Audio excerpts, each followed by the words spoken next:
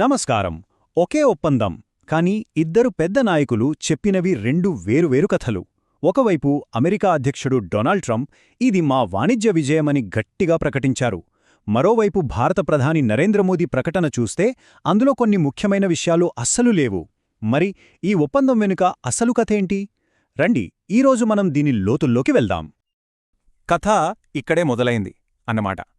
President Trump తనదైన స్టైల్లో social మీడియాలో ఒక పెద్ద ప్రకటన చేసేశారు.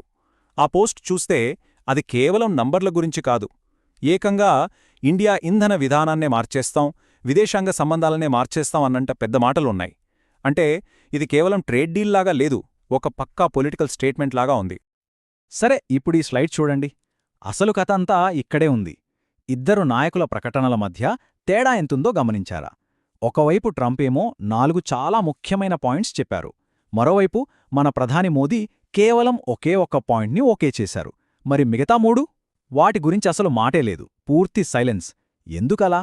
ఈ కన్ఫ్యూజన్ అంతా ఇక్కడే స్టార్ట్ అయింది. అందుకే మన ముందు ఇప్పుడు ఒకటే ప్రశ్న: ట్రంప్ చెప్పినవన్నీ నిజమేనా?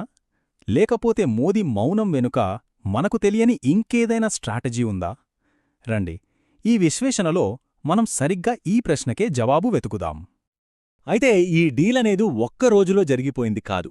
దీని వెనకాల దాదాపు 1 సంవత్సరం పాటు నడిచిన ట్రేడ్ వార్, విపరీతమైన ఆర్థిక ఒత్తిడి, ఇంకా చాలా సీరియస్ చర్చలు ఉన్నాయి.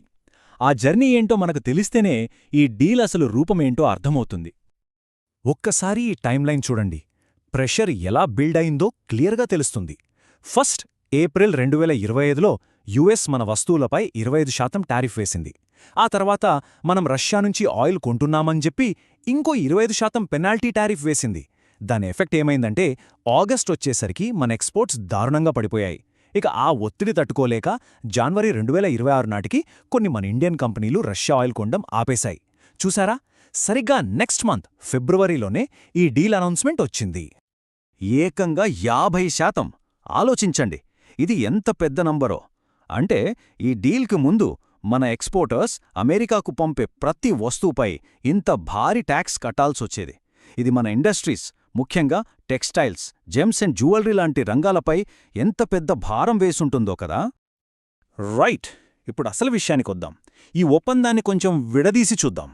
ఇందులో నిజంగా ఓకే అయినవి ఏంటి, ఇంకా కేవలం అమెరికా కోరికలుగా మిగిలిపోయినవి ఏంటి, ఈ రెండిటిని వేరుచేసి చూస్తేనే మనకు క్లారిటీ వస్తుంది. చూడండి, ఈ టేబుల్ మొత్తం స్టోరీని సింపుల్గా చెప్పేస్తుంది. టారిఫ్ 18%కి తగ్గించడం, ఇది ఒక్కటే 2 దేశాలు ఒప్పుకున్న నిజం, కన్ఫర్మ్డ్. కాని మిగిలిన 3 విషయాలు, అంటే ఆ $500 బిలియన్ కొనుగోలు, రష్యా ఆయిల్ ఆపేయడం, అమెరికా వస్తువులపై 0 సుంకాలు, వీటిని ఇండియా అధికారికంగా ఒప్పుకోలేదు. ఇవి డీల్లోని పార్ట్స్ కాదు, బహుశా అమెరికా సాధించాలనుకుంటున్న టార్గెట్సేమో. మరి ఇండియా ఒప్పుకోని విషయాలను ట్రంప్ ఎందుకు ప్రకటించినట్లు? వెల్, ఇది ఆయనకు బాగా తెలిసిన ఒక powerful negotiation technique, public pressure. అంటే నిజంగా ఓకే అయిన ఒక విషయంతో పాటు వాళ్లకు కావాల్సిన మరో 3 విషయాలను కలిపి అంతా ఓకే అయిపోయినట్టుగా ప్రకటించడమన్నమాట. దీనివల్ల ఏమవుతుందంటే ఇండియా మీద పరోక్షంగా ఒక ఒత్తిడి క్రియేట్ అవుతుంది. ఒకవేళ మిగతావి ఒప్పుకోపోతే ఇండియానే డీల్ నుండి వెనక్కి తగ్గినట్టుగా కనిపిస్తుంది. ఇదొక స్ట్రాటజిక్ మూవ్. ఓకే, ఈ పాలసీలన్నీ పక్కన పెడితే రియల్ వరల్డ్లో దీని ఇంపాక్ట్ ఎలా ఉండబోతోంది? అంటే ఈ మార్పుల వల్ల మన దేశంలో ఏ ఇండస్ట్రీస్కి లాభం, మరి ఎవరికి నష్టం జరిగే ప్రమాదముంది? చూద్దాం. ఏ బార్ చార్ట్ చూస్తే మనకు ఎంత పెద్ద అడ్వాంటేజ్ వచ్చిందో క్లియర్గా అర్థమవుతోంది. మన టారిఫ్ ఇప్పుడు 18%, మన మేజర్ కాంపిటీటర్స్ అయిన వియత్నాంకి 20%, చైనాకి ఏకంగా 34% ఉంది. ఇంటర్నేషనల్ ట్రేడ్లో ఈ 2-3% తేడా కూడా చాలా పెద్దది. దీనివల్ల మన ప్రొడక్ట్స్ ఇప్పుడు అమెరికన్ మార్కెట్లో వాళ్లకన్నా చీప్గా ఇంకా ఆకర్షణీయంగా కనిపిస్తాయి. సో ఈ కొత్త టారిఫ్ రేట్ వల్ల ముఖ్యంగా ఈ సెక్టార్స్కి బాగా బూస్ట్ రాబోతోంది.